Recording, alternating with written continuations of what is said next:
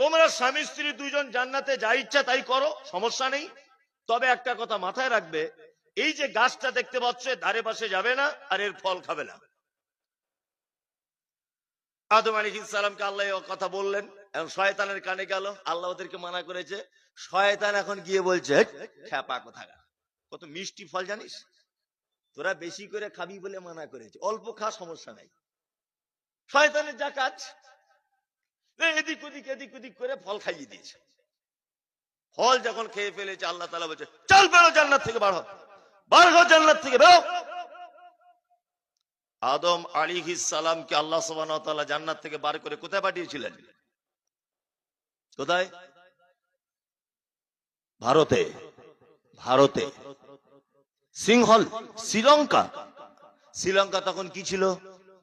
Bharat. Number 2,